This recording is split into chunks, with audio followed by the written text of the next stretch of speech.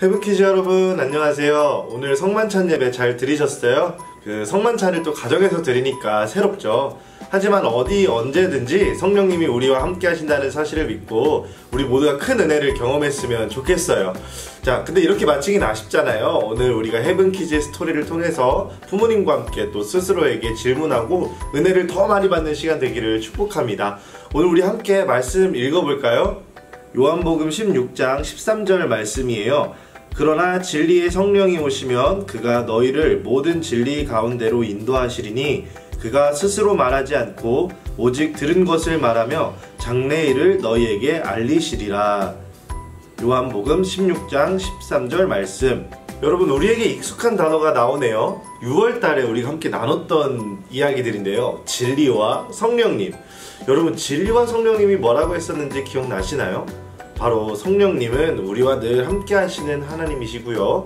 진리는 하나님이 우리를 너무나 사랑하셔서 그의 아들 예수님을 보내주셨고, 예수님이 십자가 달려 모든 물과 피를 쏟아 우리의 모든 죄를 용서해 주신 사건, 그리고 그것만이 우리를 천국으로 갈 수 있게 해주신다는 그 믿음을 우리는 진리라고 배웠어요. 진리는 다른 곳에 없다는 것도 우린 잘 알고 있죠. 또 변하지 않는다는 것도 잘 알고 있고요. 오늘은 그 진리의 성령님을 만나면 우리의 삶에 어떠한 일들이 일어나는지를 함께 나누려고 해요. 사도행전에 가보니까 이 진리의 성령님을 만난 사람 이야기가 나오네요. 우리 함께 한번 말씀으로 들어가 봅시다. 예수님은 십자가에 달려 모든 물과 피를 쏟으시고 우리의 죄를 용서해 주셨죠. 그리고는 3일 만에 부활하셨다는 사실은 또 모두가 알고 있을 거예요. 부활하신 후에 40일을 제자들과 함께 보내셨어요. 같이 식사도 하시고 잠도 주무시고 못다한 이야기들도 충분히 나누셨죠. 그리고는 예수님께서 천국에 올라가시는 날 제자들에게 선포하셨어요. 성령을 받으라. 사실 예수님이 이런 말씀을 하신 것은 처음이 아니에요. 제자들과 함께 다니실 때도 늘 성령을 말씀하셨죠.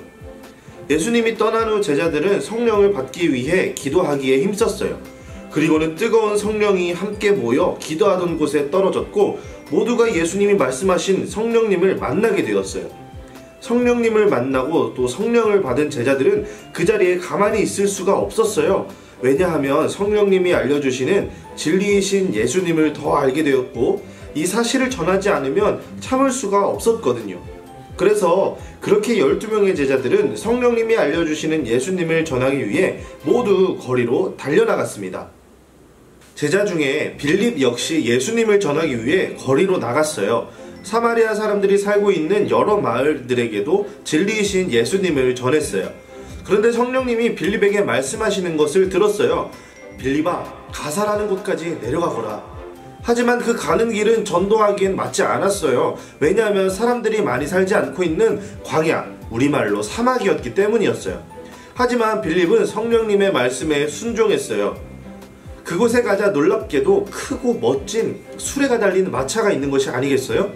알고 보니 그 마차는 에티오피아 여왕의 부하가 타고 있었어요.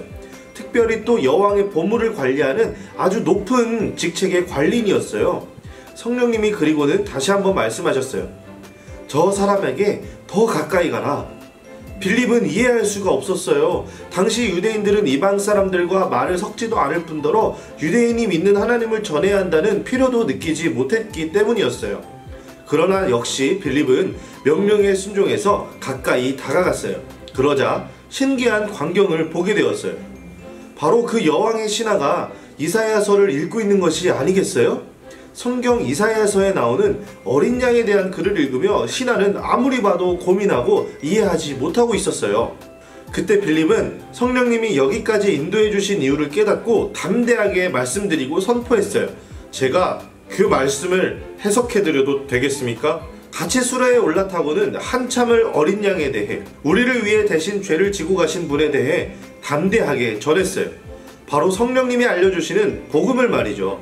이 에티오피아 신하는 빌립이 전해주는 예수님에 관한 복음에 큰 은혜를 받고 예수님을 믿고 세례를 받았어요. 사람의 생각으로는 이해할 수 없고 계획하지 않았던 일이 성령님이 역사하시면 아주 놀라운 일이 되는 거였어요. 지금 에티오피아는 빌립과 신하를 통해 들어간 복음으로 인해 인구의 50% 이상이 예수님을 믿고 있어요. 성령님은 작은 움직임 하나도 한 나라에 복음을 전하도록 인도해 두신 것이죠. 여러분 전도해 보신 적 있으세요? 전도한다는 게 얼마나 어려운지 잘 알고 있죠. 사람들에게 말을 걸고 사랑하는 예수님을 전한다는 것은 생각보다 어려운 일이에요. 전도사님도 어렸을 때 전도한다 그러면은 쭈뼛쭈뼛거리고 부끄러워하고 그랬던 것 같아요. 하지만 우리가 사랑하는 하나님이 또 예수님이 간절히 원하시는 명령이고 또 부탁이기 때문에 우리는 해야만 해요. 그것이 하나님을 기쁘시게 하는 일이기 때문이고, 전도하는 사람이 우리와 함께 천국에 갈 수 있는 유일하고도 가장 큰 선물이기 때문이에요. 여러분, 그런데 처음 말했던 것처럼 우리 힘만으로는 할 수 없어요. 우리가 얼마나 부끄러움을 많이 타고 말을 더듬고 어려워합니까? 하지만 성령님이 오늘의 이야기 빌립처럼 찾아와 주신다면 좋은 때에 좋은 사람을 만나게 하셔서 예수님을 전할 수 있는 기회를 분명히 주실 거예요. 그리고 그 말씀을 담대하게 전할 수 있는 능력과 용기도 주실 거예요.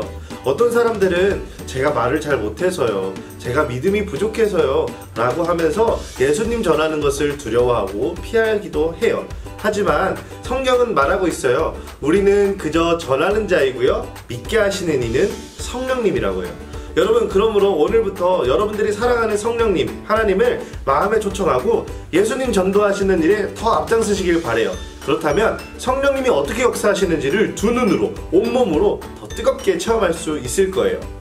여러분, 코로나 때문에 우리가 이렇게 예배드리지만 언젠가 다시 우리 예수님의 복음이 이 천안 땅, 대한민국, 온 세계에 우리 헤븐키즈를 통해서 넓게 퍼져나가기를 원합니다. 또 하나님이 그 일을 기뻐하실 거고요, 여러분들에게 기대하고 있을 거예요. 여러분, 오늘 말씀을 통해서 부모님과 함께 말씀을 나눠보세요. 그리고 부모님과 함께 또 질문도 해보시고요, 기도도 하시고요, 또 은혜 잡는 시간을 늘 놓치지 않으시기를 축복합니다.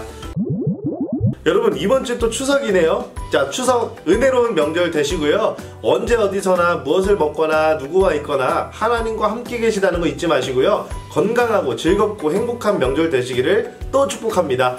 명절이 지나고 나면 우리 볼 수 있겠죠. 그때까지 건강하시고요, 그때 봅시다. 안녕.